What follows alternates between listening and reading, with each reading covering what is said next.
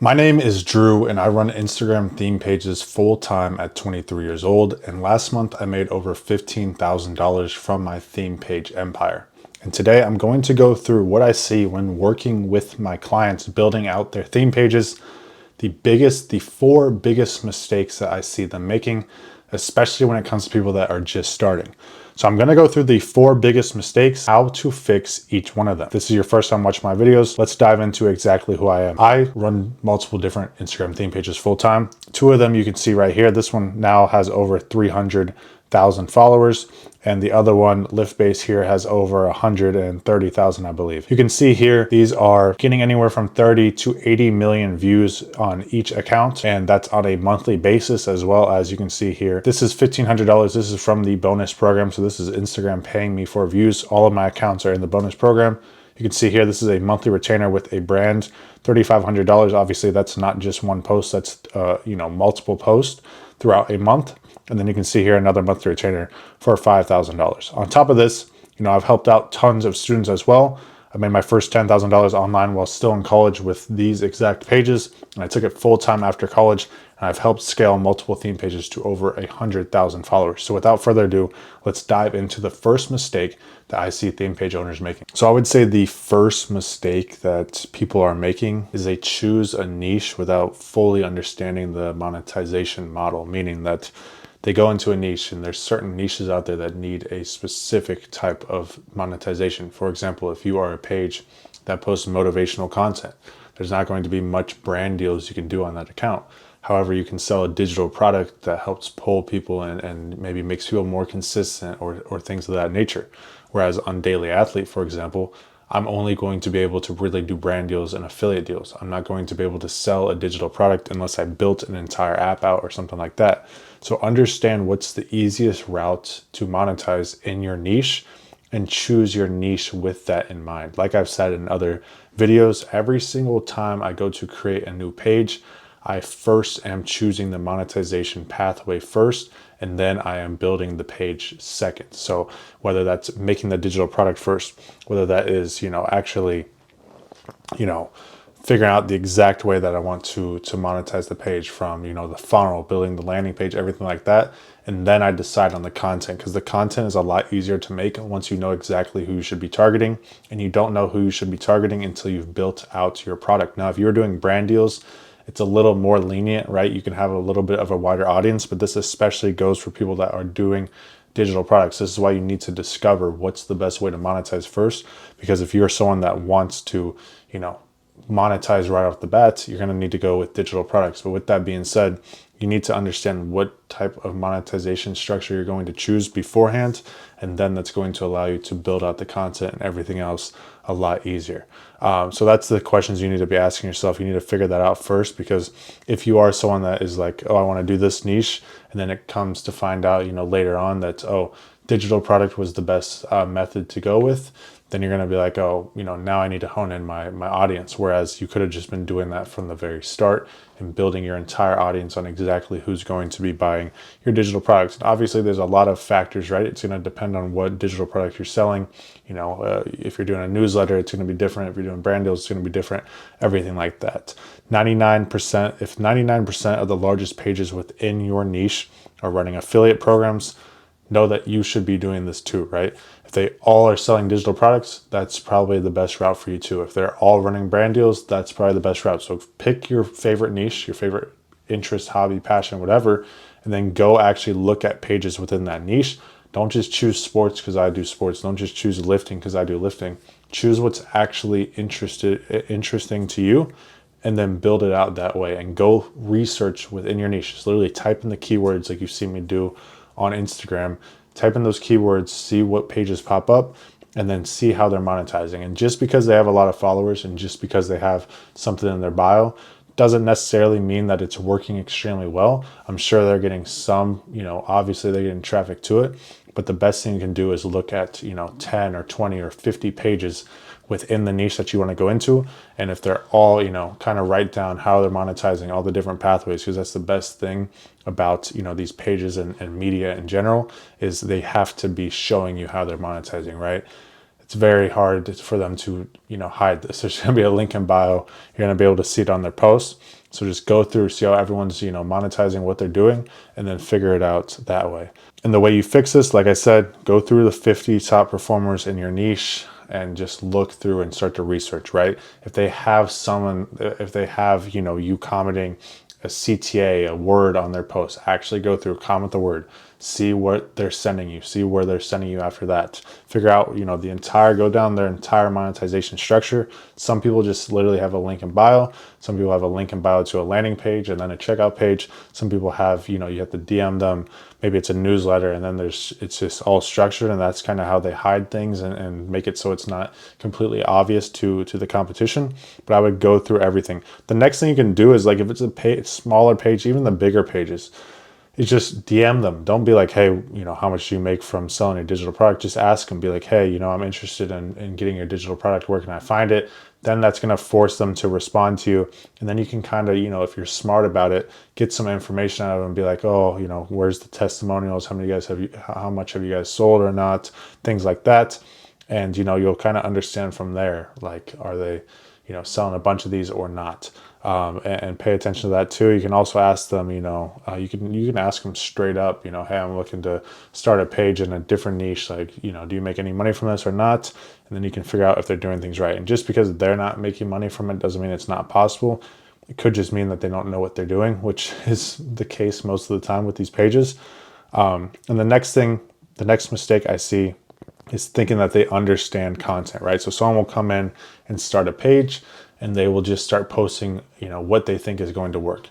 9.9 times out of 10, this isn't going to work because they just don't understand content. They don't know content, right? The best thing you can do when you are first starting out is 100% go through and use proof of concept, right? If you're just posting content that you think looks good or that you think is funny or whatever, or that you're literally making up on your own, your growth is going to be delayed by 100x, right? Everything should come from proof of concept. And if you just grab random clips that you found funny, it's most likely not going to work, right? So how do you fix that? Well, you just start pulling all content via proof of concept, right? So where did it work somewhere else? Every single time you post something, the question you should be able to answer, this is the inspiration for it. This is where it worked. This is where it's an outlier post. I don't care if it got 1,000 likes. I don't care if it got 20,000 likes. That doesn't tell you anything.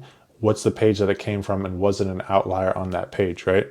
If the page averages 20,000 likes, if you go post that piece of content that got their average likes, it's not going to perform, right? So if you're someone that's just starting, right, you might understand the algorithm a little bit. You've obviously been on Instagram, you've been on, social media, but that doesn't mean that you're going to be able to create viral content, right? So go through your niche, find out what's working, and then use that proof of concept. Find outliers on pages, use that proof of concept to then make your content, right? Don't just copy them, but kind of see what's working and do it that way. Use the data that Instagram is literally giving you. So every single time a post goes viral on Instagram, everyone knows because the like count is public.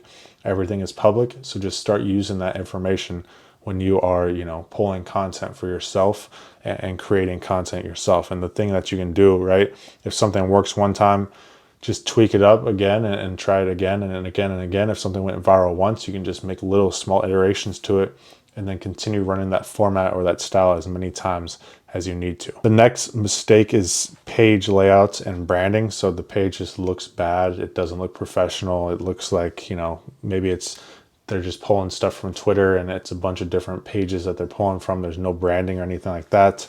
Or the branding is very poor, or it looks like cluttered.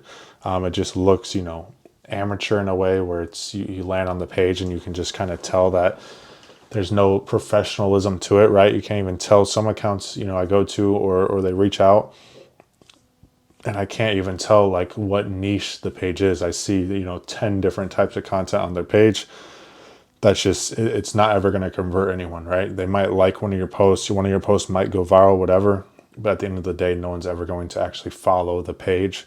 And the only people that are going to is going to be bots and people that follow, 7,000 people, and it's going to do you no good. So make sure that the, layout and branding, and I have, an entire, there's entire videos on this that have been posted, that I've posted, and you can go look and see, what I mean specifically by that.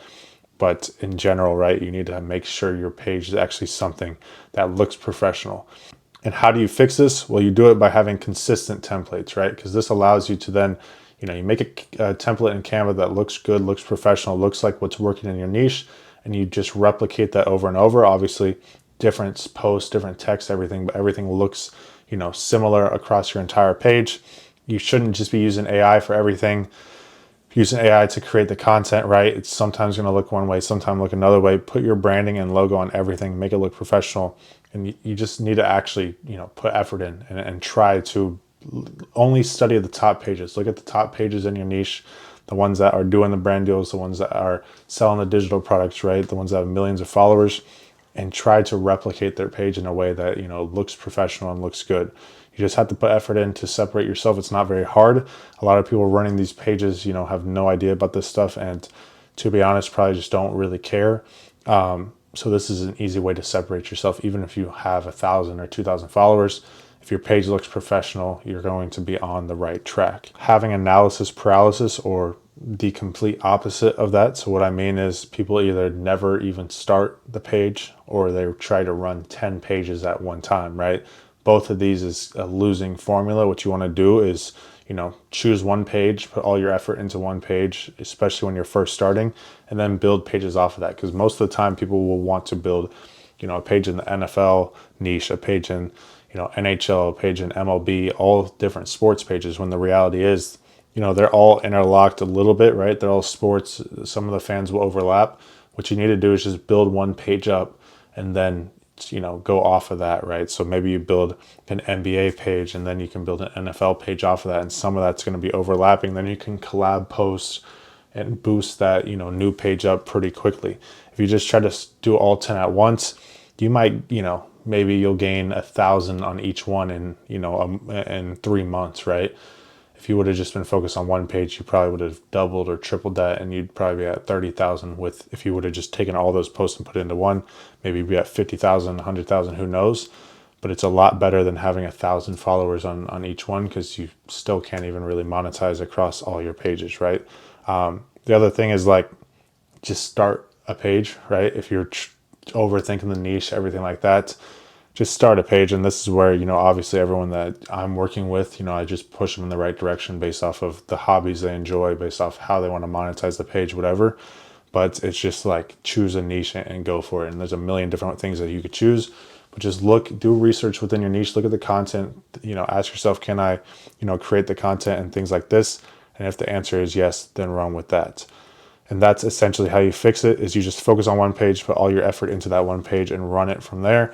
Once you build a massive page, it's easy to go into adjacent niches, and you will learn faster with one page than with 10 different pages. And with that being said, guys, I see a lot of people, they're not sure what niche to go into. They're unsure where to start. I help all of my one-on-one guys I help them choose their niche. I help point them in the exact right direction, depending on exactly what they want to do with their page. And I help them from start to finish. We get on weekly meetings. They get their own one-on-one dashboard. If you are interested in seeing what this program looks like and how you could potentially apply and join, click the first link down below.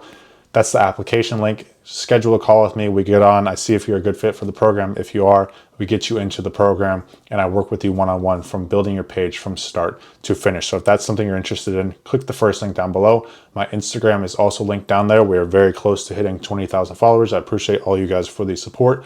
Go ahead and check that out as well as drop a like and subscribe if you enjoyed this video. And if you're trying to learn more about theme pages, I post videos here 2 to 3 times every single week for you guys. Thank you guys for watching this video, and I will see you in the next video.